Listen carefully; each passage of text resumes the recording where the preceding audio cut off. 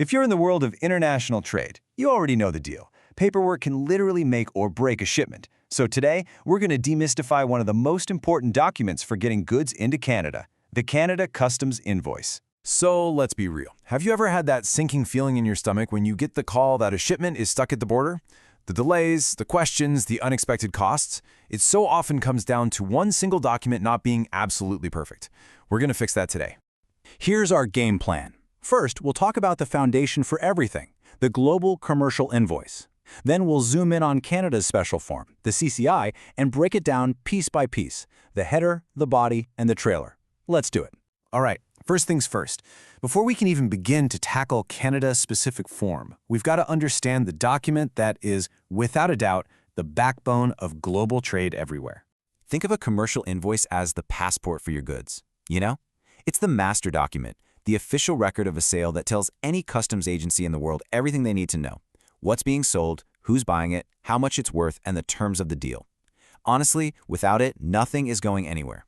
Now here's where it gets really interesting. Not all invoices are created equal. They actually reflect different business cultures. So take this example from the Netherlands. It's for industrial parts, and it is incredibly precise. It's just packed with technical jargon, export codes, and legal disclaimers. It's all about checking every single regulatory box. And now, look at this one from Turkey for a massive power transformer. It's got a totally different feel, right? It's much more direct. The focus here is on the nuts and bolts of the transaction.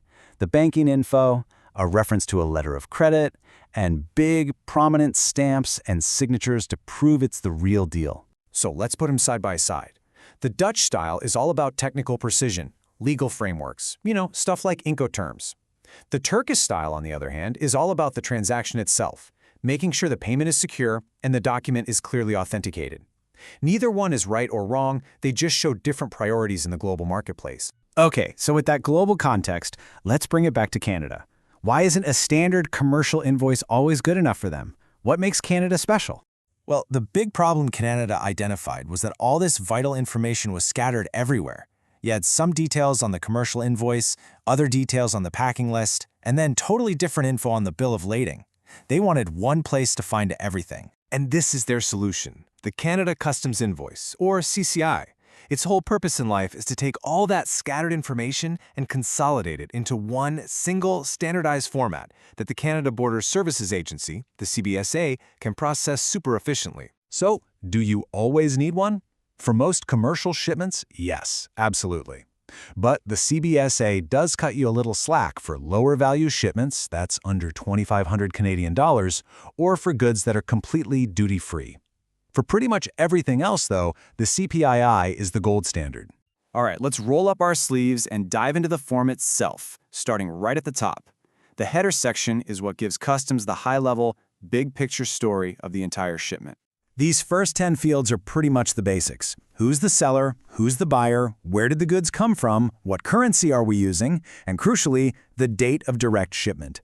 Most of this is pretty straightforward, but there is one field that trips up so many people. And that's the one right there, the date of direct shipment. It sounds so simple, doesn't it? But it's not the invoice date. It's not even the date the goods left the factory. It's the date the goods began their uninterrupted journey to Canada. And this is so important because it determines the currency exchange rate customs uses to value your shipment. Just look at this table. It makes it super clear. If a shipment leaves Hamburg and sails straight to Canada, easy. The date is June 3rd.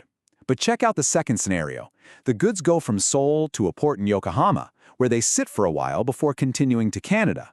The date of direct shipment is not when they left Seoul. Nope, it's June 7th, the date they left Yokohama on that final, uninterrupted leg. Getting this wrong can completely change your customs valuation. Okay, so now let's move on down to the next section, the body of the invoice. This is where we get into the real nitty-gritty details of what is actually in the boxes. Here in fields 11 through 17, you're describing the goods themselves. How many packages, what exactly is inside them, what's the quantity, the price, the weight. It seems simple on the surface, but I promise you, precision is everything. And this is such a classic mistake. When Field 11 asks for the number of packages, it doesn't mean one shipping container. No way. If you have 25,000 cartons of shoes packed inside that one container, the answer is 25,000. Customs needs to know the number of individual units they could, in theory, handle and inspect. And in the description field, please, don't just write shirts. Be specific. And this is huge. If your goods aren't brand new, you must declare their condition. Words like used, closeouts, or obsolete stock, they have very specific meanings to customs agents, and they directly impact how your goods are valued for duty. And finally, we've arrived at the last section, the trailer. This is where you declare any special costs, weird adjustments, or official rulings that might affect the final dutiable value of your shipment. Now, this part can seem really confusing. I mean, why is the form asking you to list costs that are already baked into the total price? It's all about total transparency, so that customs can calculate the correct value for duty.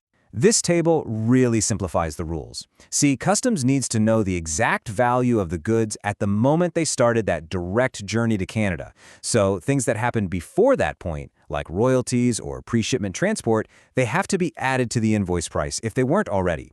And on the flip side, costs incurred after that point, like trucking from the Canadian border to a warehouse, well, those get deducted.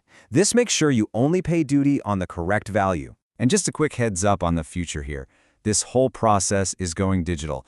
Canada's new CARM system is replacing paper forms with a digital portal where importers submit something called a Commercial Accounting Declaration. The CCI is still the blueprint, but how we submit it is getting a major upgrade. So, this leaves us with a final thought to chew on.